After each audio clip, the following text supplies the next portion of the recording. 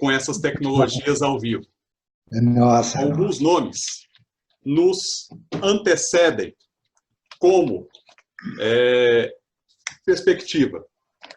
Alguns nomes viram sobrenome. Foi assim com Rui Barbosa, com Rubem Alves, com Helena Tipoff, com Cecília Meirelles e tantas outras boas gentes que deixaram seus ensinamentos para nós. A prosa hoje é com a boa gente que produz intensamente e que sempre é bom ler, ouvir e prosear. O José Francisco de Almeida Pacheco, ou como é mundialmente conhecido, o José Pacheco, da Escola da Ponte, do Projeto Âncora, do GAI Escola e do Projeto Aprender em Comunidade. O saudoso professor Rubem Alves assim o descreveu. José Pacheco, um educador de voz mansa e poucas palavras. Concordo com o grande mestre, mas acrescento, poucas e assertivas palavras. Com todos e com todas aqui, o professor José Pacheco. Bem-vindo, amigo Zé. Obrigado, Leonardo. Embora eu não seja merecedor desses encômios, eu sou apenas um professor de chão de escola, então, mas te agradeço de qualquer modo essa apresentação generosa, exagerada, mas pronto, é uma apresentação de amigo. E vamos então à nossa conversa. Sabes como eu faço? Eu pergunto sempre o que é que querem saber. Não sei se é assim que vós quereis conduzir este encontro, mas eu tenho sempre esse problema quando vou a algum congresso, porque me perguntam a sua apresentação, o seu pendrive, o seu PowerPoint. Eu digo, eu não tenho. E dizem, mas toda a gente tem, mas eu não tenho. Pronto. Mas o que é que vai dizer? Eu digo, não sei, ninguém me perguntou nada. Né? E este problema, que é uma incompetência que eu desenvolvi, já vem de há mais de 40 anos. Então, o que é que querem saber? Seria esse o mote da nossa conversa, mas falarei sobre o que vós quiseres, ou calar-me-ei, para fazer jus às palavras do meu amigo Rubem Alves.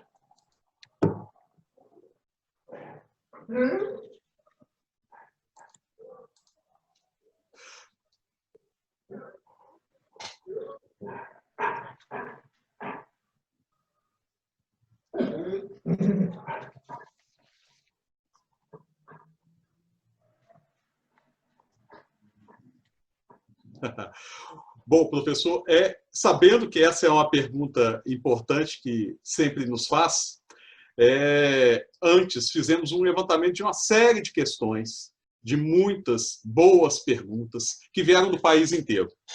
Tá? Fiz aqui uma pequena seleção e começo com uma pergunta muito, muito sutil, muito simples. Como o senhor pensa e define escola?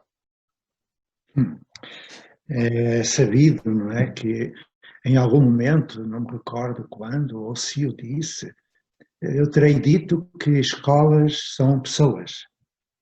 E essa é uma asserção que marca todo o discurso que eu venho fazendo, não é? Porque escolas não são prédios, escolas são pessoas que aprendem umas com as outras, enfim, na intersubjetividade, sim. Essa é a definição de escola, que é um pouco a escola grega, não é? Da Antiguidade Clássica, da scolé, e que é um pouco aquela escola que os escolanovistas também propuseram, que seria o passar do centro no professor, não é? O magistercentrismo para a criança, o sujeito da aprendizagem.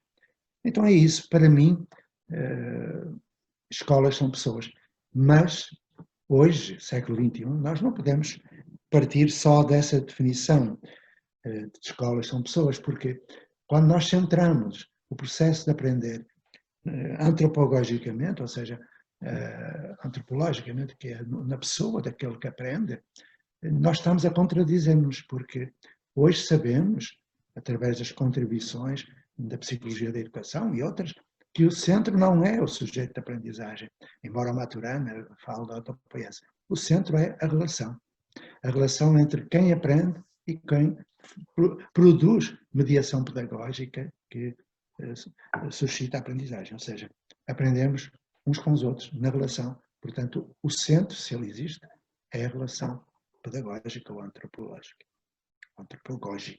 Bom, já falei demais.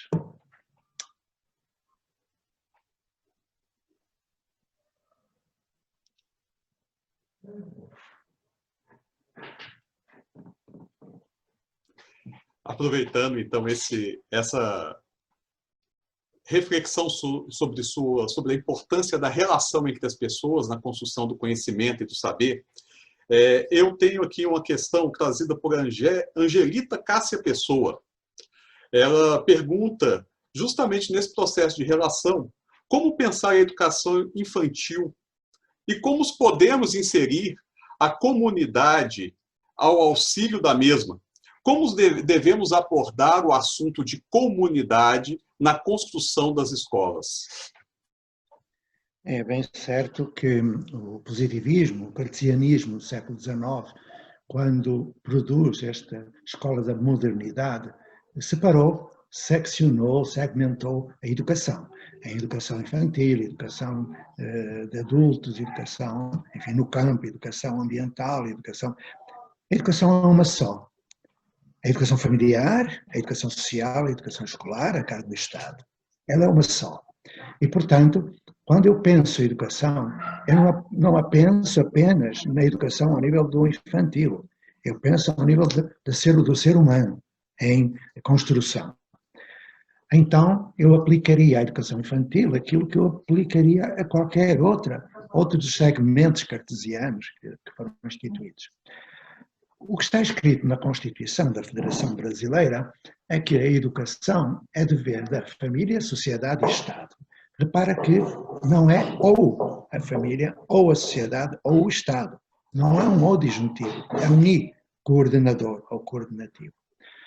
Quando eu vou trabalhar para o chão da escola, onde a família, a sociedade e o Estado estão juntas, eu trabalho indiferentemente com pessoas de diversas idades, trabalhando aquilo que a psicologia, a etologia, a antropologia, o direito aplicado à educação, as psicologias todas, a sociologia da educação, enfim, nos propõe para trabalhar com cada grupo etário. Mas não há necessidade de separar. Por exemplo, por força de circunstâncias, que é a organização do trabalho, quando os pais vão sair de casa para um emprego, é lógico que deixem os filhos numa instituição chamada Jardim Infantil. Mas eu pergunto, por que é que se deixa os avós em casa ou num asilo? Se até aos 4 anos de idade, nos primeiros 1000 dias de vida, se desenvolve praticamente todo o desenvolvimento cognitivo, é preciso realmente que esse desenvolvimento que começa no feto, não é? Que começa intrauterinamente, ele seja acompanhado pela geração dos avós, para que não seja meramente cognitivo, que seja também afetivo, emocional, ético, estético, por aí vai. Ou seja, uma educação integral. Por que é que se retira do convívio dos avós? É uma pergunta que eu faço quando se fala de educação infantil. Então, quando se diz que há uma idade para aprender algo, eu discordo.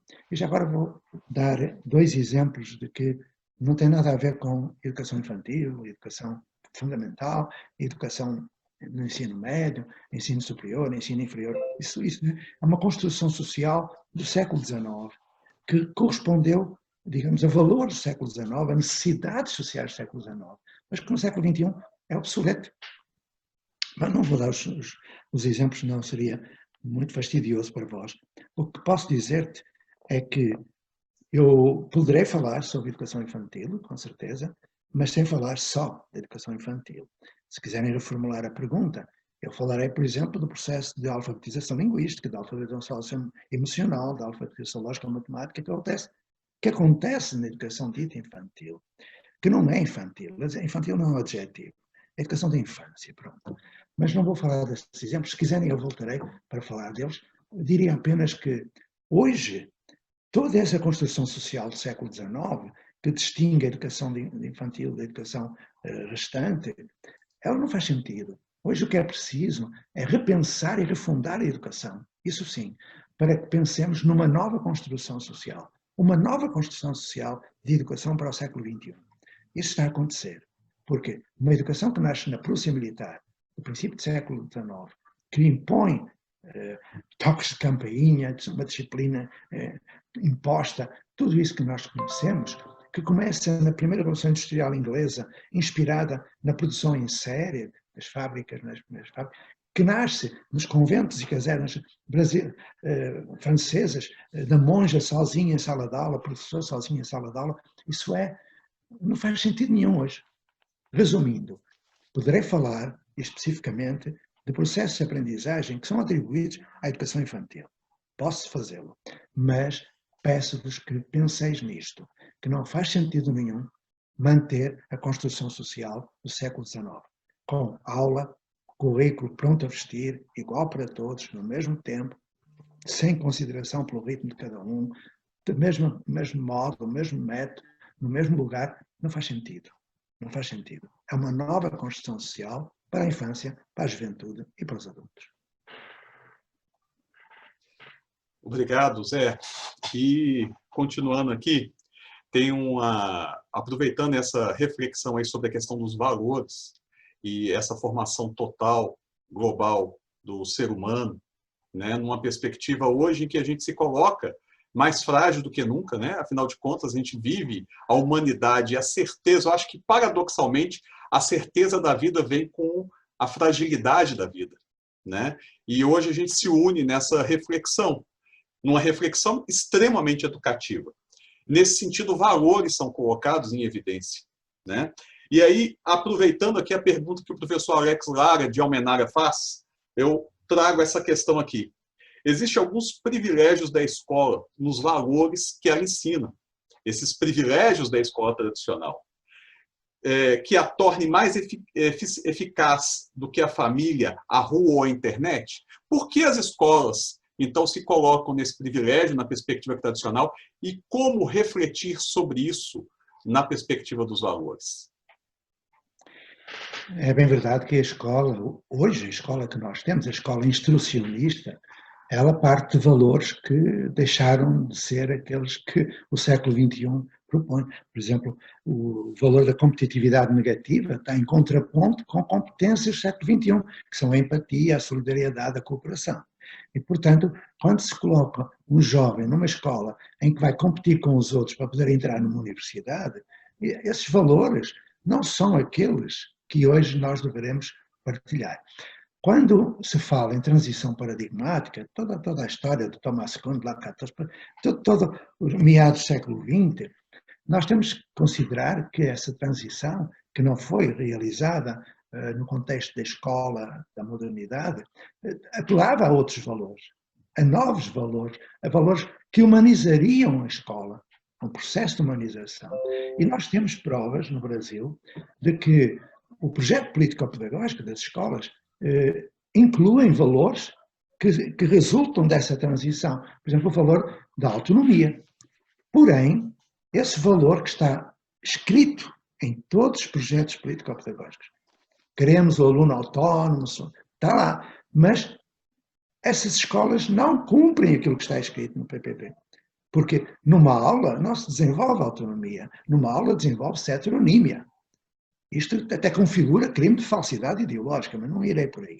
Então, o que nós temos de perceber é que temos de escutar os grandes pedagogos ou antropólogos que o Brasil tem. Estou a falar do Brasil, poderia falar de outros lugares.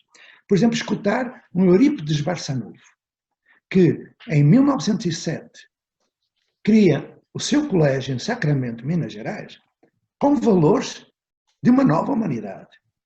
Temos de olhar para Anísio da Silveira, que no Engenho de Dentro do Rio de Janeiro cria a comunidade terapêutica com valores de solidariedade, valores de autonomia, mesmo para os ditos doentes mentais. É lindo o trabalho dela. É preciso olhar para Maria Nilde, olhar para a Amanda e para a Cecília Meirelles, que assinaram o Manifesto de 1932. Eles apelavam a outros valores. Olhar para um Lauro de Oliveira Lima, quando fala no seu livro Escola da Comunidade, em agentes comunitários e em cooperação na comunidade. Aproveitar, ele diz, o ócio criativo. É uma coisa impressionante como os brasileiros estão tão condicionados pela síndrome do vira-lata. Vão procurar no norte aquilo que têm cá dentro. Há tantas Finlândias dentro do Brasil. Os valores que o Anísio da Silveira trazia, embora, enfim, propostos através da linha pragmática do Dewey, mas que eram valores novos. Eles entraram em choque com os valores que infelizmente a cultura brasileira mantém. Mas eu não vou falar deles, são valores negativos. O que te posso dar é um exemplo daquilo que não é a prática de valores que deveriam ser os do século XXI. Por exemplo, no capítulo da avaliação, as escolas não fazem avaliação.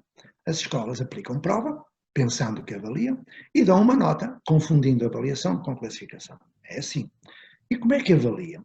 Aplicando a prova, fica um professor no espaço onde a prova decorre. Verdade ou mentira? Fica lá. Se ele fica lá, em frente aos alunos, o que é que ele está a fazer? Ele está ali no pressuposto de que aqueles alunos são potencialmente desonestos. Se puderem colar, vão colar. Ou seja, o não verbal fala mais alto que o verbal. Ele está a transmitir valores. O valor da deslealdade, da desconfiança, da mentira. Ele está a deseducar. Porque um professor não ensina aquilo que diz. O professor transmite aquilo que é. E o que nós somos? Valores transformados em princípios para projetos humanos. Ótimo. Eu concordo plenamente, professor. E aí, pegando no que nós somos, sempre quando se fala, né, eu estava tendo uma conversa há pouco com um amigo sobre a construção dos saberes educacionais. E a educação é a única área da ciência que projeta o presente numa reflexão de futuro. A educação pública é um projeto moderno, né? Na sua perspectiva, o que eu entendo é o presente no presente. O futuro, ele não existe, ele não é dado. Então, nessa perspectiva, eu sempre penso no que é o currículo e nas obrigações legais e formais de construir um texto curricular. Hoje, a gente vive uma situação da pandemia em que a gente escuta as pessoas falando, não, as aulas voltam tal data. As pessoas querem voltar ao que era. É normal, é natural do ser humano querer voltar aquilo que ele lembra que é bom. Né? O ser humano sempre busca esse bom, esse idílico. Parece que a gente tem uma capacidade natural, biológica, de esquecer os problemas e focar naquilo que falta. Hoje mais cedo, conversando com a minha filha, eu perguntei para ela, Erin, hoje à tarde eu vou conversar com o Zé, você lembra? Ela falou, é esse aqui da foto? É esse da foto. Então, o que você gostaria que eu perguntasse para ele? Ela virou para mim e falou, que dia que eu posso voltar a ver a Lelê? A Lelê é a melhor amiga dela. Aí eu perguntei, filha, o que você mais sente falta na escola? Da Lelê. Então nós sentimos falta de pessoas. Aí eu pergunto, que currículo que viva o presente e fale de pessoas que a gente pode ter? É natural e legítimo que a tua filha queira voltar ao convívio dos seus colegas e amigos. É natural. É natural que os professores estejam angustiados, porque eu acredito que os professores estão preocupados por não chegar a todos e que queiram estar presencialmente, fisicamente, em contacto com os seus alunos. Isso é extraordinário, ver que os professores estão preocupados. Porém, porque é que a tua filha tem de ir para dentro de um prédio, a que chamam escola, para estar com os seus colegas? O que é que ela vai fazer dentro de um prédio de escola que não possa fazer fora dele? Nada. E, portanto, se alguma coisa este vírus nos veio mostrar, é que o prédio de escola, estando fechado, é obsoleto, não serve. Mas que também aquilo que se fazia dentro do prédio, multiplicado virtualmente, também de nada serve. O que é que eu quero dizer com isso? Neste momento há 3 grandes tendências para a pós-pandemia. Uma delas que se está a desenhar, ridículo, que eu tenho visto em alguns países em que regressaram à escola, considerada a escola como prédio, e à sala de aula, considerando que é na sala de aula que se ensina. Enfim, eu fico espantado como é que pode pensar-se isso. Pronto. O que está a acontecer pode acontecer no Brasil também. Eu penso que vai acontecer na maioria dos casos. Vão voltar às aulas. Okay? Expondo-se ao vírus, como aconteceu na França, em que abriu e na mesma semana fechou 70 escolas porque as crianças levaram para casa, para os avós, o vírus. Bom, em Portugal também já aconteceu, enfim. Mas essa é a primeira tendência. E é natural, porque as pessoas querem estar seguras. Sempre foi assim, a síndrome do vira-lata, não é? Não é a síndrome da Gabriela, não é? Eu nasci assim, vocês sempre assim. A sociedade pensa que a escola tem que ser assim, os professores são obrigados a ser assim, porque é imposto. Repara que eu estou num estado onde a organização do trabalho escolar é de ciclo, regime de ciclo. Mas a Secretaria de Educação impõe o regime de ano, sério, por exemplo. Então, impondo isso, impõe a aula de 50 minutos, ou lá o que seja. Sabemos que a presença perante uma tela para uma criança é lesiva se ultrapassar 2 horas, mas eles recebem aula de 4 ou 5 horas seguidas. Então, essa tendência justifica-se porque a tua filha quer encontrar os colegas e crê que apenas pode encontrá-los dentro de um prédio chamado escola.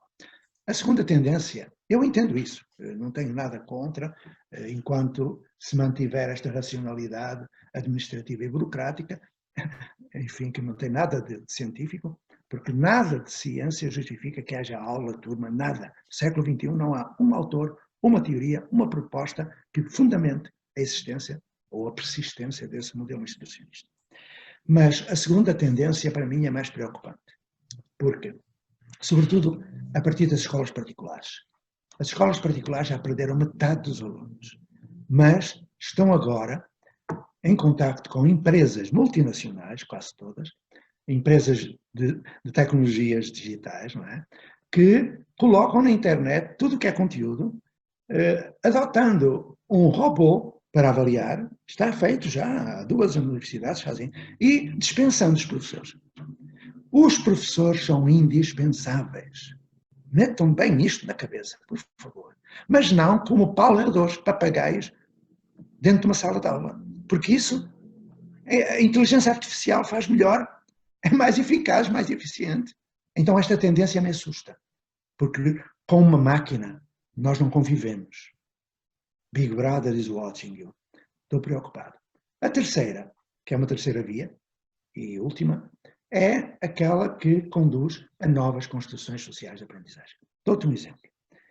Hoje os professores ficam angustiados por não conseguirem chegar a todos os alunos, ou porque os alunos não têm internet, ou porque têm internet, os aplicativos que eles usam não suportam a quantidade de informação que chega. Pois, os projetos que eu acompanhava antes, continuei a acompanhar. Todos os alunos são alcançáveis, se nós trabalharmos na perspectiva de uma comunidade de aprendizagem. Não são essas comunidades que andam por aí. Comunidade de aprendizagem. Okay? Onde círculos de vizinhança, a partir da base célula família, dentro do círculo de vizinhança, todos se interajudam, e não só no capítulo da aprendizagem, a solidariedade para quem, por exemplo, está com fome ou problemas de salubridade, ali naquela comunidade. A comunidade é autónoma, a comunidade participa, a comunidade está em contacto com os professores. Toda a comunidade, toda a gente aprende. Não houve interrupção da aprendizagem. Em currículo de subjetividade, currículo de comunidade e currículo de consciência planetária, que é uma coisa que a Base Nacional Curricular Comum não sabe que existe. Tenho por trás de mim, já agora, 3 quadros, muitos quadros pintados por uma senhora que na escola foi contrariada na sua tendência. Ela é uma pintora fantástica, botânica, pintora botânica. Também faz umas cabeças e tal, mas é pintora botânica. Ela tem exposições em Nova Iorque. Só que na escola foi sempre contrariada. Quando é que ela criou o seu currículo de subjetividade? Quando saiu da escola, apesar da escola, apenas com o 4º ano de escolaridade. Repara bem, porque currículo de subjetividade é aquele que corresponde às necessidades, desejos, sonhos de cada um, de cada qual. Quando uma base nacional comum curricular estabelece que cada conteúdo tem que ser dado em determinado ano, de determinada forma, com um professor sozinho, em sala de aula, numa disciplina, o que é que estamos a fazer? Perenizar o velho modelo, que não tem nada a ver com valores do século XXI, nem necessidades sociais do nosso tempo. Quando eu ouço falar de escola do futuro, há para aí umas tendências de escola do futuro, eu vou ver que escolas do futuro são. São escolas em que o prédio é alindado, cores bonitas, bom arejamento, salas de aula. Vejo que a escola do futuro é aula invertida. Aula invertida? O que é isso? Serve para nada. Aula invertida, o Freinet, o Sebastião Freinet, fez isso na década de 20, só que não tinha computadores. Fazia ficheiros autocorretivos, os alunos faziam planejamento com ele, iam estudar nos ficheiros, quando tinham dúvidas vinham junto dele. Isso é aula invertida. E dizem que é inovação. Não é inovação nenhuma. Ensino híbrido, também é a mesma história. Eu estive nos Estados Unidos e estudei isso com aquela gente. O que eles faziam era blended learning, que era aprendizagem misturada. Repara bem, blended learning, aprendizagem misturada.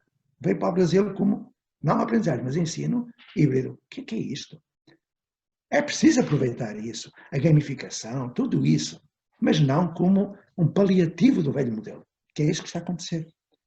Eu conheço que há aí um projeto de comunidades onde o que se faz é, numa escola que continua velha, como no século XIX, a aula, mete-se uma biblioteca tutorada, uma tortura literária, um projetinho, isso não serve para nada.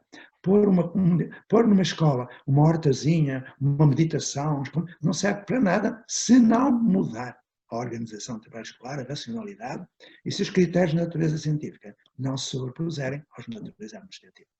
Tenho dito, estou a falar demais. Peço desculpa. Não, como aprendi contigo, não se pede desculpa, ainda mais quando as falas são tão bem-vindas, chegam com tanta força. Tem aqui uma questão que sempre me pega quando eu estou conversando contigo. Lembro de um encontro nosso em Porto Seguro, quando foi a Almenara comigo, e que no carro você já falava uma coisa que me chama. A legislação brasileira é belíssima. Antes da base. Né? Isso foi antes da base.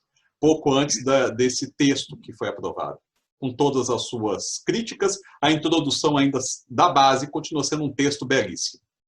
E nessa reflexão, sempre penso, é o lugar do Estado, o lugar dos municípios, o lugar da federação.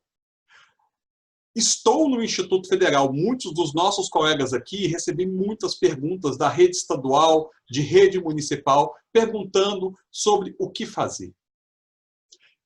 Está falando muito bem de um caminho sólido de educação em comunidades.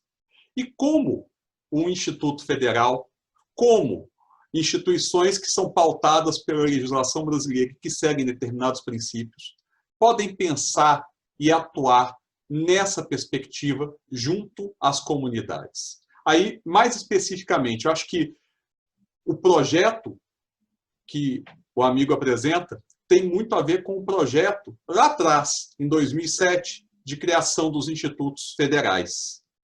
Né? E aí eu queria escutar-te um pouco sobre isso. Que lugar pensa para nós hoje, os institutos federais, na perspectiva da nossa dimensão, né? Uma instituição hoje com mais de quase 700 campings espalhados por esse Brasil, em absolutamente todas as regiões do território brasileiro. Eu tive a oportunidade, tive o privilégio de acompanhar alguns projetos em 2008, 2009, de amigos que me convidavam, sempre a título gratuito, voluntário, nunca cobrei nada, nunca recebi um centavo por isso. O que eu aprendi foi muito. Aquele primeiro impulso foi fantástico. Depois, no ensino médio integrado também, fiz algumas experiências e percebi que realmente o projeto era ótimo. Mas, recentemente, eu recebi a notícia de que um instituto, não vou dizer qual, um instituto federal, abriu uma vaga para um professor substituto. É um instituto federal mais próximo da minha casa, pronto. E como eu vivo muito em comunidade, e esse instituto fica a mais ou menos a 2 quilómetros da minha casa, eu pensei, com 70 anos, eu acho que me vou candidatar e vou ajudar aquela gente. Pois eu recebi uma informação de que se eu me candidatasse e entrasse como professor substituto, eu teria de dar aula, eu teria de ter turma, eu teria de cumprir um currículo preste. É uma coisa louca! Como é que no ensino dito superior, olha como eu fico possesso. Eu, quando fui trabalhar na universidade, coincidiu com um período em que eu estava no Conselho Nacional de Educação, lá em Portugal. E isto foi em 1990, mais ou menos. Eu fiz uma experiência anterior, mas em 1990 e pouco, eu entrei num projeto de flexibilização curricular, que envolveu gente da universidade, gente maravilhosa. Aliás, os meus maiores amigos são universitários. António Nova, Manuel Sarmento, toda aquela gente. E trabalhamos muito a ideia das competências, do PERNO e tal, um currículo por competências. E na universidade, logicamente que na formação inicial tentamos que fossem sensíveis àquilo que estava a acontecer. Bem, no final foi feito um relatório sobre essa iniciativa de alteração e reorganização curricular. E o relatório concluía dizendo que não basta alterar metodologias, processos de avaliação, é preciso uma nova organização do trabalho escolar, ou seja, uma nova construção social. Isto em 1994. Quando em 1999, ainda no Conselho Nacional de Educação, saiu uma proposta, um projeto de decreto-lei, sobre reorganização curricular, uma base nacional comum, curricular, como o Brasil tem, e eu era o único que estava no Conselho Nacional de Educação, era um dos dois eleitos, porque normalmente são convidadas as pessoas, eu fui eleito, a representação dos professores do meu país. E a Presidente do Conselho Nacional, Teresa Ambrosi, trouxe-me a proposta, o projeto de decreto-lei, e disse-me, professor Pacheco, você é a pessoa indicada para dar um parecer sobre esse projeto de decreto-lei. E eu dei. Pura e simplesmente foi ignorado, e aquilo que saiu foi, enfim, uma coisa parecida com a Base Nacional Comum Curricular. Ou seja, uma aberração. Porque a introdução, que eu não fiz, porque a introdução não pode ser um alinhavo de teoria das teorias dos Piaget, dos Vygotsky, Leontief, Bakhtin, porque isso não acrescenta nada. E, aliás, é contraditório depois com o corpo do próprio decreto, o corpo da base. O que aconteceu no Brasil foi que, e agora o que eu vou dizer é fraticida, a introdução da base é extraordinária. É um poema. É um poema pedagógico, não de Macarenhas, mas é um poema pedagógico. Ou seja, fala de educação integral, fala de competências, direitos de aprendizagem. É extraordinário. Quando li a introdução, eu fiquei em êxtase. Mas quando vou ver a base, amigo Leonardo, vamos partir disto. O que tem de estar numa base nacional curricular comum é aquilo que se chama aprendizagens essenciais. Aprendizagens essenciais. Por exemplo, alguém sabe onde é a Senegâmbia? Nunca ninguém me disse onde era. Alguém sabe quais são as produções económicas? Ninguém. E se eu te disser que na Base Nacional Curricular Comum está no 8º ano, na disciplina de História, que os alunos têm que estudar as produções da Senegâmbia. É ridículo. É ridículo. Ok? Mas, eu pergunto muitas vezes às pessoas, vocês aprenderam raiz quadrada? Sabem fazer raiz quadrada? Quase ninguém sabe. Só professores de matemática ou física. Ninguém sabe fazer raiz quadrada. E eu pergunto, tiveram aula? Sim, toda a gente teve aula sobre raiz quadrada. Segunda pergunta, aprenderam? Não, porque se aprendessem sabiam. Terceira pergunta, quantas vezes durante a vossa vida vós utilizaste a raiz quadrada? Nunca. Estou para ver a primeira pessoa que utilizou a raiz quadrada na vida. Então para que é que está lá? Com uma aprendizagem obrigatória. Pronto a vestir.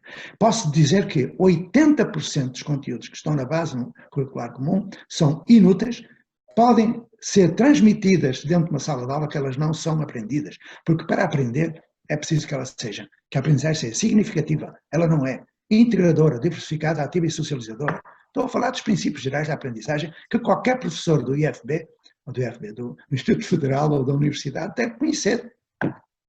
Como é que se aprende? Não se aprende numa aula, muito menos aquilo que é desperdício. A mais de 80% dos conteúdos a que chamam direitos de aprendizagem, objetivo, é conversa fiada para fazer perder tempo. Aprendizagens essenciais são aquelas que provocam 3 perguntas. Por que se aprende? Quando e onde? E com quem, claro. É isto que se tem de perguntar. Porquê é que a criança aprende a falar? Também existe um manual? Porquê é que a criança aprende a andar? Há uma cartilha? É numa sala de aula? Então, meu amigo, quando se tem definido um conjunto de aprendizagens essenciais, por exemplo, a alfabetização linguística, a alfabetização lógica-matemática, a alfabetização sociomoral, isso é essencial. Muitas outras coisas são essenciais. Por exemplo, no tempo da pandemia, a escola deveria ter ensinado as crianças a lavar as mãos, nem isso fez. É uma aprendizagem essencial. Higiene está no currículo. Okay? E depois de juntar às aprendizagens essenciais os saberes populares, o conhecimento empírico, aquilo que a comunidade possui, fazer um mapeamento do potencial educativo das comunidades, para juntar. Isso sim. Agora, fazer uma base nacional comum curricular, que é perversa, porque a introdução não tem nada a ver com a base, nem a base tem continuação. Quando saiu a base, a proposta da base, eu fui para o Conselho Nacional de Educação, para a audiência pública. Provei por A mais B que essa base era perversa, era inútil e prejudicial. Depois, o Cristóvão Buarque convidou-me para ir para o Senado. Fiz uma sessão no Senado, uma audiência, com a presença do Ministério, do movimento da base e tudo mais. Provei por A mais B que não era aquela a base, que deveria ser revista. Não adiantou nada. Porque, infelizmente, a política educacional brasileira está nas mãos de burocratas e de áulicos. Áulico é um neologismo de Darcy Ribeiro, que são aquelas pessoas que deveriam saber que não é assim, mas estão mancomunadas com o poder para manter um sistema de ensinagem que provocou milhões de vítimas nos últimos tempos, desde o século XIX. Porque quando nos preocupamos com a pandemia de corona, deveríamos preocupar com a pandemia institucionista do século XIX, que produz um genocídio educacional. Olhai para o IDEB. É menos que 5 numa escala de 10. É um escândalo. Olhai para os índices de proficiência matemática e língua portuguesa. Num dos estados brasileiros, o Pedro Demo, meu amigo, mostrou-me isso, num dos estados brasileiros, o índice de proficiência, sabem o que é? É aquilo que uma pessoa deve ter como bagagem para viver em sociedade. Pois, no final do ensino médio, nesse estado, que eu não vou dizer qual é, dos 27, é um deles, no final do ensino médio, em cada 100 alunos que completam o ensino médio, só um tem proficiência matemática. E vamos continuar a dar aula, e vamos continuar a ter turma, e vamos continuar a ter isso que está aí. Será que somos tão cegos? Ou seremos tão pouco éticos? Porque quem trabalha de um modo que não garante o direito à educação a todos, não pode continuar a trabalhar desse modo. Estarei errado. Amigo, eu fico... É sempre bom escutar e escutar novamente, ler todas essas questões que você levanta e a concretude hoje de uma proposta, que é o aprender em comunidade, né? Nesse sentido, a reformulação, a estruturação curricular, a organização das equipes, a própria lógica, tem que ter esse olhar local, tem que ter esse olhar para as pessoas, lidar com elas, viver com elas. É um processo que eu queria até aproveitar e te escutar um pouco sobre isso. Nas últimas 2 semanas, aliás, há um bom tempo, a guerra de narrativas quanto à inclusão nas escolas é muito intenso. E parece que a escola sempre está fora da comunidade, como se ela não fosse parte e sendo essa comunidade, né?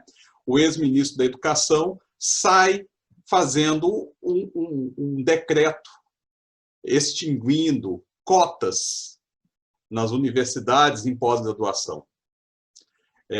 A gente vê ali um recado muito claro do que ele pensa, de como ele... sabendo até que isso ia ser rechaçado depois. E eu queria, então, te escutar um pouco sobre isso. O que significam as cotas dentro das instituições públicas e como se avalia o caminho da instituição brasileira que, por um lado, abre e reconhece o débito histórico, mas, por outro lado, não reconhece a inclusão histórica. Como é que o professor vê isso? Olha, um dia eu estava em Portugal, que eu vou lá muitas vezes, tenho lá os meus netos, meus filhos, os amigos, familiares, e uma TV, a maior empresa de televisão no meu país, que tem um programa de grande audiência da parte da manhã, me convidou porque havia meia hora de conversa no meio daquele programa. E a pergunta foi direta, do entrevistador. Se você fosse Ministro da Educação, o que faria? Eu disse, não quero ser Ministro da Educação. Mas qual é o melhor Ministro da Educação? Eu disse, o melhor Ministro é aquele que não faz nada, pelo menos não faz besteira. Ele começou a rir e disse, mas imagine que você fosse Ministro. Eu disse, bom, o que é que quer saber? O que é que você faria? Eu respondi, olha, se eu fosse Ministro da Educação, só seria um dia. Eu publicaria uma lei, um decreto, só com um parágrafo único. Extinga-se o Ministério da Educação. Essa medida, iria solucionar metade dos problemas que as escolas afrontam e que o sistema educacional afronta. E onde eu quero chegar com isso?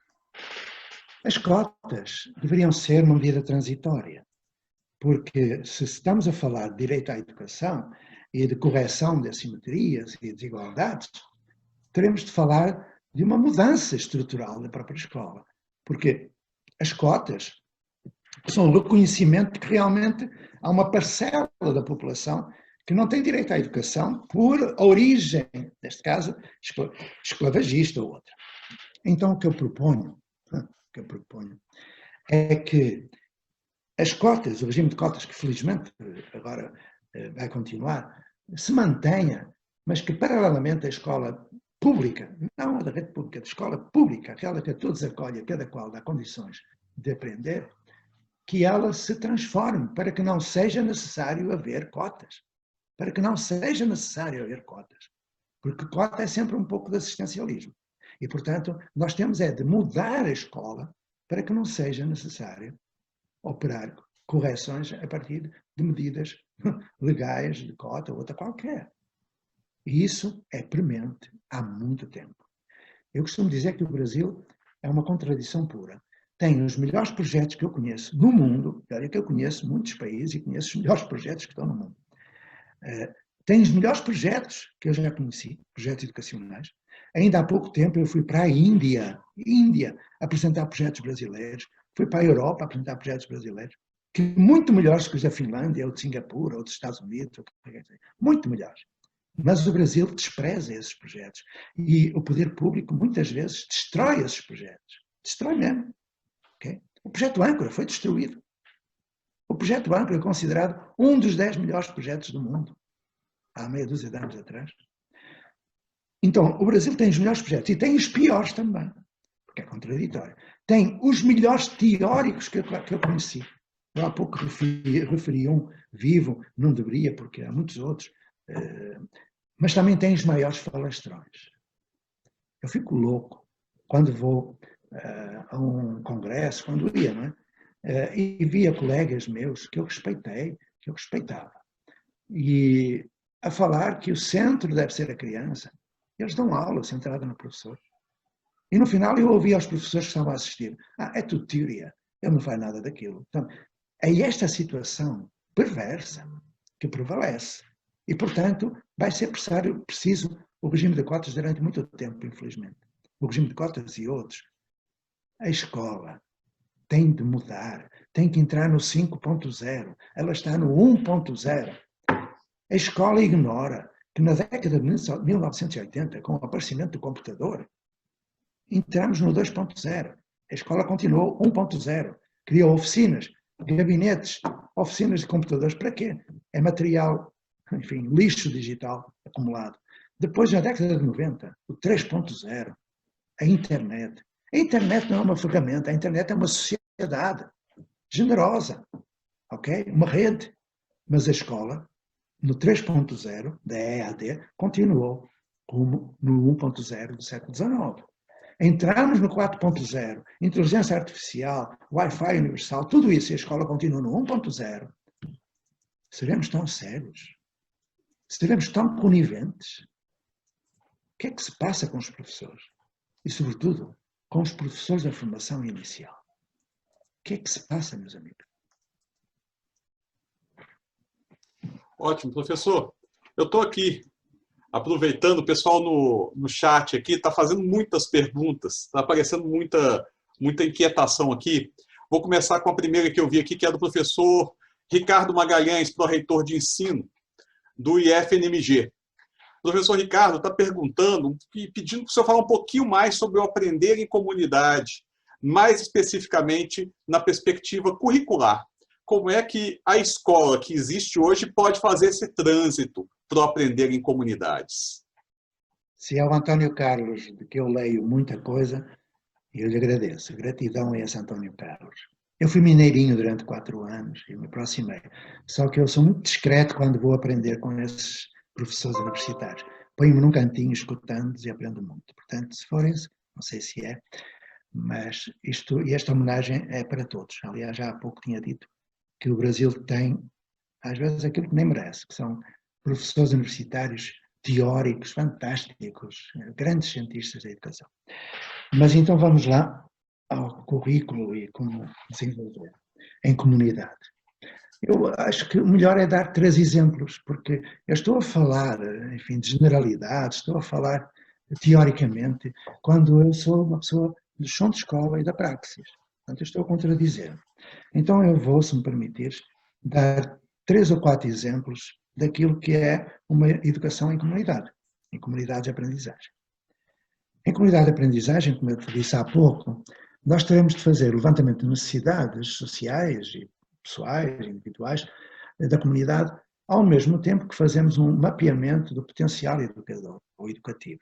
Lugares e pessoas que podem realmente agir em benefício de todos, sendo mediadores da aprendizagem. O que nós fazemos em comunidade de aprendizagem é uma coisa muito simples. Nós partimos de necessidades, como eu já disse, para, a partir da necessidade, construir projetos, porque, nesse caso, nas comunidades de aprendizagem, o professor continua sendo professor, continua dando as suas aulas. Quando me perguntam, mas então como é que eu vou ensinar a fazer portfólios digitais? Eu respondo, dando aula. Mas você dá aula? Eu digo, não, há quase 50 anos deixei de dar aula. Mas então, eu digo, não é isso que você sabe fazer? E a pessoa responde, sim, é isso que eu sei fazer. Então vamos fazer aula, porque eu tenho que valorizar o que você sabe, o que você é. Você não tem que ser como eu quero, tem que ser uma pessoa, um profissional crítico, reflexivo e disponível para tomar uma decisão ética de mudar a sua prática. Pronto. A partir dali, o que nós fazemos é transformar esse professor num tutor. Tutor não prepara projetos para os outros, como faz o professor da escola tradicional. Não prepara. E eu não estou a criticar a escola tradicional. Eu me orgulho de ter sido professor de escola tradicional, dava as minhas aulas como eu sabia, com bom planejamento, com bons materiais. Portanto, não tenho nada contra esses professores. Eu convido-os a tomar uma decisão ética. Então, com eles, nos transformamos de professor em tutor. O tutor não constrói projetos, o tutor não prepara projetos para o outro, o tutor constrói projetos com os outros, a partir de necessidades e exibições. O professor não faz planejamento de aula. A aula é inútil, prejudicial, nefasta. É a ilusão da aprendizagem. O tutor não faz planejamento. O tutor ensina o outro a planejar-se. Ensina a planejar-se. Ou seja, cria autonomia no outro, que o outro saiba gerir tempo, espaço, recursos, que saiba desenvolver senso crítico. Ensina o outro a planejar-se. Não planeja a vida do outro, porque isso é controlar a vida do outro. Aliás, a vida do outro, que é sempre, na sala de aula, o aluno médio, que não existe. Pronto.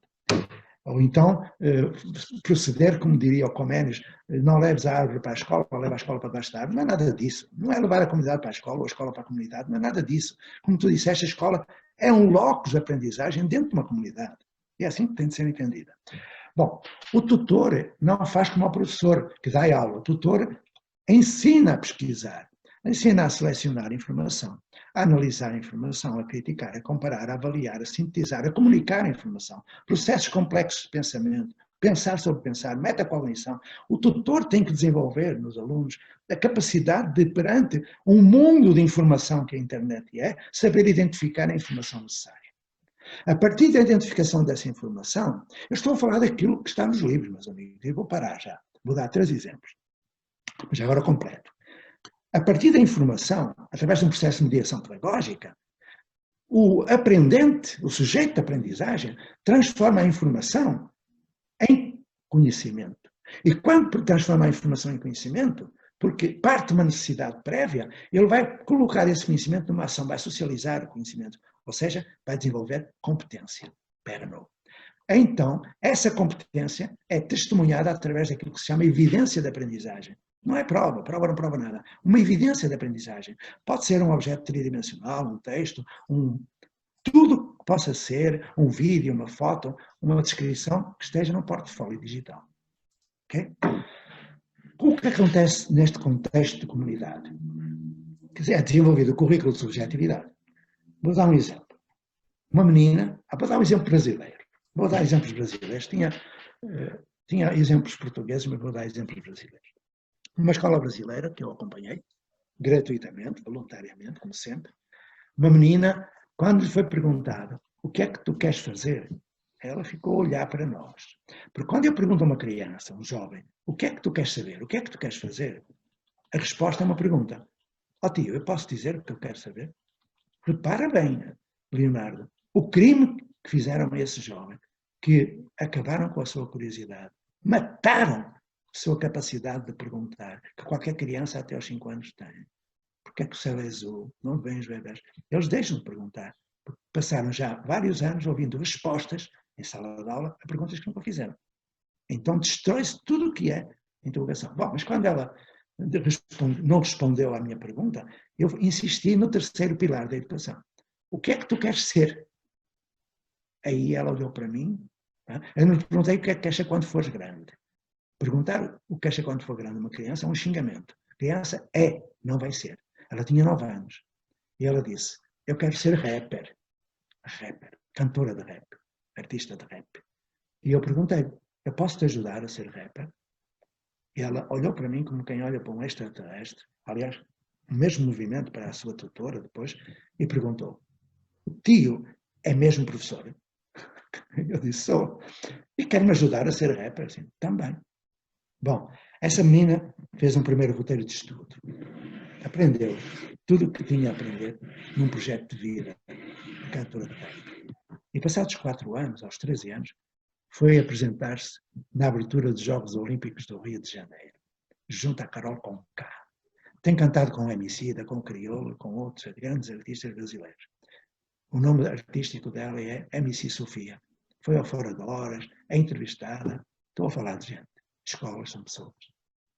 Currículo de comunidade. Numa outra escola, brasileira, entre 3 favelas extremamente violentas. Ou melhor, violentadas. O jovem entra na escola e o funcionário vem a correr ter comigo. O professor, está ali um jovem que ele é aviãozinho de tráfico. Ele tem um revólver. Eu saí, fui ver e ele guardou o revólver atrás, que abriu. E eu cheguei junto do jovem, acalmei o que ele ia para matar alguém. Não é? Quando eu consegui que ele se acalmasse, eu perguntei, porquê é que está assim? Então, ele disse, olha, sabe, é que, por exemplo, hoje nem pude tomar banho. Eu disse, mas porquê? É porque não havia água na comunidade. Eu disse, não havia. Não, sabe como é? Quando há falta de água, os primeiros prejudicados são as comunidades. Pois é. E ele começou a rir e disse, mas amanhã eu vou ter água para tomar banho. Eu disse, como é que tu sabes? É que nós vamos à cidade hoje, à noite, vamos queimar uns ônibus, vamos ver como eles vão pôr água lá na comunidade. E eu, ironicamente, disse, e quantos ônibus vais precisar de queimar durante a vida para ter água em casa? Porquê é que tu não poupas a água? E ele, poupar a água? Não há, não. Água da chuva, por exemplo. Quando não tiveres da outra, tens da chuva. E ele disse, como é que é isso? E aí começou um projeto de currículo de comunidade. Eu não vou explicar tudo o que aconteceu, só vou dizer que esse jovem tinha 15 anos na altura. Com 18 anos, passados 3 anos, tinha 2 empresas de produção de cisternas de recolha de água de chuva a partir de material de catador. Tinha recuperado um córrego da comunidade que estava poluído, que fez um sistema de rega para as hortas comunitárias. Estava rico, livre do tráfico e estava a entrar na universidade. Estudou em 3 anos todo o currículo que ele não tinha, que nem sabia ler praticamente, aos 15 anos. Fez física e foi para a universidade. Currículo de comunidade, ou seja, foi útil o conhecimento que ele produziu na comunidade. Já agora, currículo da consciência planetária, que também é trabalhado na comunidade, mas que se projeta no universo. São problemas, são necessidades, desejos de toda a comunidade planetária, ou seja, são problemas do Brasil, como da China, como dos Estados Unidos ou da Austrália. E uma menina disse para uma tutora, noutra escola brasileira, estava preocupada, porque ela tinha visto numa revista norte-americana que o ser humano estava em riscos de não poder viver mais na Terra, no planeta Terra. Porque o buraco do ozono, porque a Amazónia é destruída, porque... E a tutora perguntou, e o que é que tu queres? E ela disse, eu gostaria de saber se os Estados Unidos estão à procura de um planeta onde o ser humano possa ir viver quando não for possível viver na Terra. Mas a menina, com 9 anos, disse, eu quero saber se é possível a vida noutro planeta, mas também quero saber se é possível não acontecer isso, não haver necessidade de acontecer isso. Bom, tinha 9 anos, fez todo um projeto de vida de consciência planetária, do currículo de consciência planetária, e aos 13 anos foi convidada pela NASA, foi para Washington. Com um pormenor, é que para ir para Washington teve que fazer brigadeiro e vender, teve que vender rifa porque ela é de classe F. Escola pública, brasileira. Uma criança com 13 anos foi para a NASA, para Washington. Porque ela já tinha dado todo o currículo do fundamental, do médio e até disciplinas de ensino dito superior. Leonardo, se isto não é tão claro... e falaste de inclusão há pouco, eu atrevo-me a mais um exemplo. Posso? Posso, Leonardo? Lógico, meu amigo. Eu estou aqui aprendendo, vivendo. Este é breve, muito breve. A Escola da Ponte, já cá faltava a Escola da Ponte. A Escola da Ponte foi a primeira escola no mundo que passou do professor para o centro no aluno. Escola pública. Foi a primeira. E com um atraso de 70 anos. Que foi na década de 70, quando a Maria Montessori, o Claparède, o John Dewey, o Steiner, as Waldorf, disseram isso no princípio do século XX. Que o centro deveria ser o aluno. A Escola da Ponte fez isso, pela primeira vez no mundo. Porque mesmo as escolas Waldorf, elas têm aula, têm turma. E, portanto, é híbrido, não é? Adiante. E nessa escola nós acolhíamos tudo o que as outras escolas jogavam fora. Aluno que não aprende, não havia THD, não tinham inventado ainda o THD naquela altura, nem havia Ritalina, então ia tudo para a ponte. Aluno burro, como eles chamam, ia para a ponte. Aluno filho de bandido, ia para a ponte. Aluno que matava o professor, ia para a ponte. Aluno com síndrome de Down, paralisia cerebral, spina bifida, autismo, surdez, ia tudo para a ponte. Tudo para a ponte. E não é que nós conseguimos que eles aprendessem, e nas outras escolas não, porque seria. Pronto. Então chegou um jovem de 9 anos também. Hoje eu estou muito voltado para os jovens de 9 anos, mas poderia ser outro, mas vai ser este. Um jovem de 9 anos com síndrome de Down, trissomia 21, melhor dizendo. E ele já tinha passado por 2 escolas, trazia um relatório médico de psicologia que dizia que ele nunca iria aprender a ler. Nem o nome dele ele identificava aos 9 anos de idade. Não contava nem os dígitos, nem até 5 ele sabia contar. E dizia no relatório de psicologia que este aluno nunca vai aprender a ler. Profecia autorealizada, um crime. Dizer que nunca vai aprender a ler. Bom, dizia para saber apertar os cadarços, os botões de camiseta, tudo aquilo que é funcional. Olha, em 3 meses ele aprendeu a ler, aprendeu a escrever, aprendeu toda a matemática que era necessário aprender. Porquê? Porque eu lhe perguntei o que é que tu queres ser. Se eu lhe perguntasse o que tu queres fazer, ele ia dizer, eu quero ir embora, não quero fazer nada. Eu perguntei, o que é que tu queres ser? Ele olhou para mim, trissomia 21, um palato muito alto, eu falava, muito dificilmente ele se manifestava verbalmente. Eu percebi que ele disse, eu quero ser goleiro, eu quero ser goleiro. Nós fizemos um projeto de vida com o André, com 9 anos. Quando ele fez 18 anos, ele tinha feito todo o fundamental, um projeto de técnico profissional, e se quiserem confirmar que eu estou a falar a verdade, vão ao Mr. Google e escrevem isto. Final do Campeonato Europeu de Futebol de Salão, 2018. Portugal e Itália. Portugal ganhou, claro. Vão ver quem é o goleiro da Seleção Nacional Portuguesa. O André, com trissomia 21. Dá para entender o que é a comunidade unir-se para, em tripla dimensão curricular, desenvolver as pessoas e a própria comunidade. E olhar que eu tenho muitos mais episódios que não vou contar, porque acho que já estou a saturar uma overdose que provam que isso é possível. A pergunta é sempre a mesma. Porquê é que os professores da formação inicial, porquê é que os professores dos Institutos Federais e da Universidade não acabam de uma vez por todas com esse modelo instrucionista da aula, da turma, e se inserem na comunidade? Eu pergunto porquê. Peço desculpa do modo como falo, que eu me emociono. Eu sinto uma indignação que vocês não imaginam. Porque eu acredito nos professores. E não desisto. Zé, eu, escutando você e vendo, né, pego aqui algumas falas, algumas conversas, e sempre penso e volto ao Rubem Alves. Poucas palavras, não são muitas, são poucas palavras que indicam e apontam um ser, um pensar o mundo. Questão fundamental hoje. A gente que fica aí hoje numa sociedade cada vez mais saturada de informações, cada vez mais vinculada e ligada por meios virtuais, o menos se torna o essencial e não o excesso que se torna importante. Eu queria agradecer muito a sua presença na inauguração desse canal, que não chama à toa Escolas São Pessoas. Falar que a gente é um projeto, né, do Instituto, um projeto de comunidade, um projeto que envolve jovens profissionais de várias outras instituições brasileiras. E queria terminar esse momento, antes de passar a palavra, ler um trecho deste livro aqui, o último parágrafo dele, o livro Reggio Emília e Ponte, a gênese de novas construções sociais de aprendizagem, que você escreveu com a Heloísa Ponzio.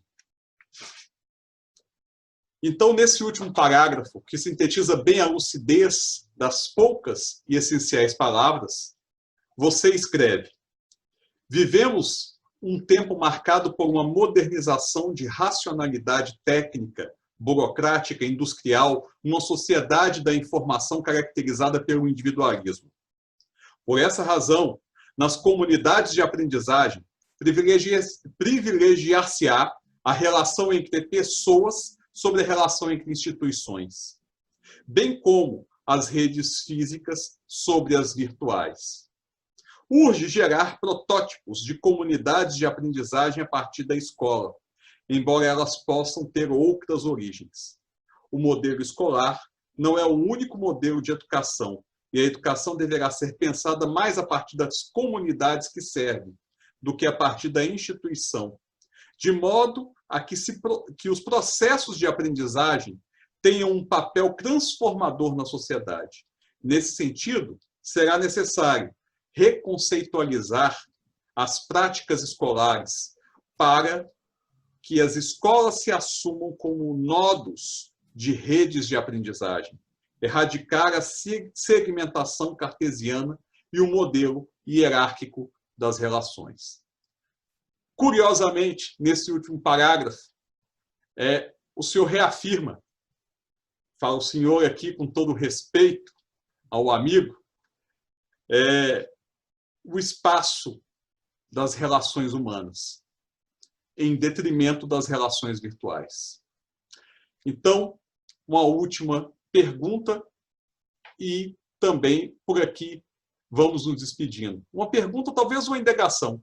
Como fortalecer as relações humanas num mundo tão virtualizado como o que nós estamos vivendo hoje? E como viver em comunidade, sendo que as pessoas, às vezes, não vão ao lado para perguntar como o vizinho está?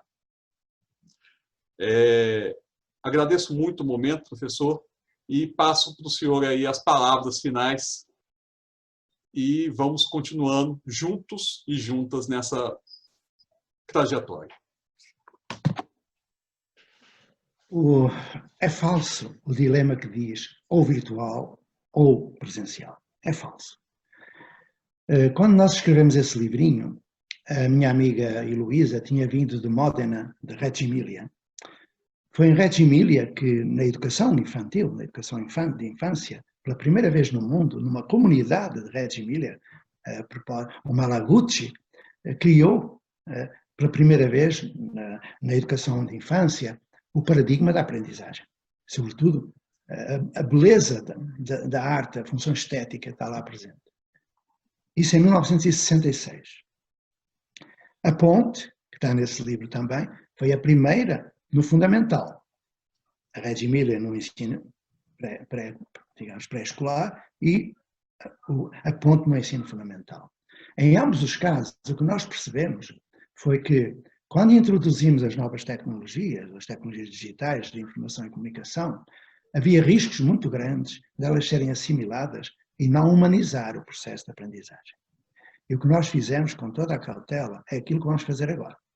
Tu estás, Leonardo, isto agora é uma confidência, num projeto de formação em que estás a passar do centro no professor para o centro no aluno.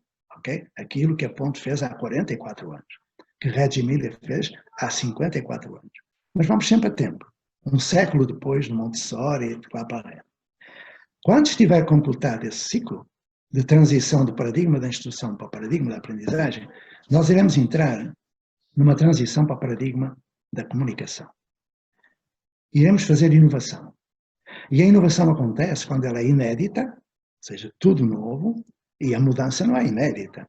Aquilo que estamos a fazer nesse projeto em que tu participas é uma mudança, já foi feita há mais de 40 anos. É uma mudança necessária como base para a inovação. Mudança, inovação, através da criatividade.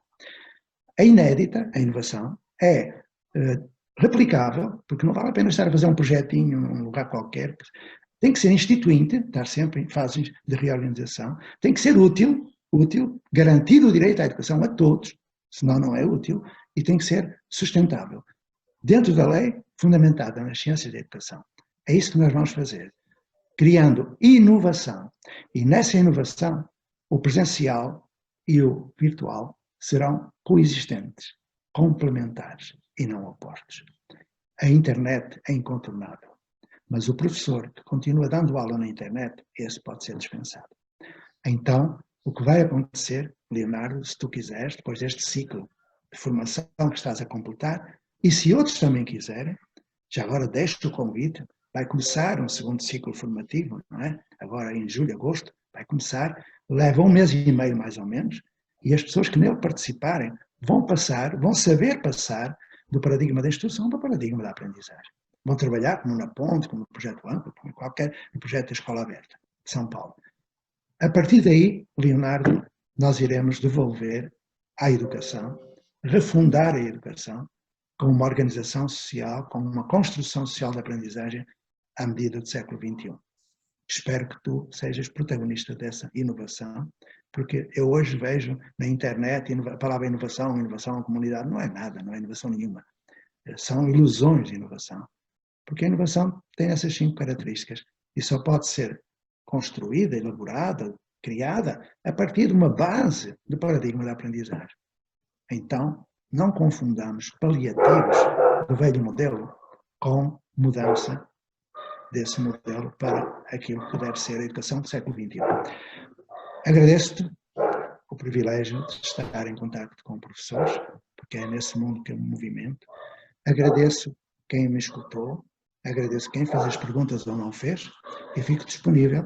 O Leonardo tem os nossos contactos, poderá ceder-os, acaso vós queirais participar do projeto de formação. Se quiserdes livros, se quiserdes tudo o que eu tenho eu partilho, porque eu me partilho. Portanto, gratidão a ti e a todos que estiveram. Amigo Zé, muito obrigado por ter participado da abertura desse projeto. Agradeço enormemente, em nome de toda a equipe envolvida na execução desse primeiro momento, que também significa o envolvimento de muitas comunidades, né? A partir de agora, toda semana, nós sempre vamos estar aqui conversando com pessoas que pensam em pessoas, com pessoas que entendem que não é comprando tablets, computadores e obrigando crianças a ficarem na frente de um computador 4, 5 horas por dia que as famílias vão ser atendidas. Por pessoas que entendem que escolas não são prédios. Muito obrigado a todos e todas que estiveram aqui com a gente. Um forte abraço. Perdoa que diga, eu deixei no bate-papo, aí ao lado tem o bate-papo, eu deixei o meu contacto e o nome da Ecohabitare. Podem ler as cartinhas que eu escrevo diariamente e podem ir ao site da Ecohabitare para ver onde podem encontrar o projeto de formação em que participas. Peço desculpa desta... Nada, que isso. Meu amigo, muito obrigado mesmo. Um grande abraço na Cláudia. Fica com Deus. Que todos fiquem bem. E até o próximo momento. A todos que estiveram com a gente, todos e todas, um grande abraço. E vamos juntos.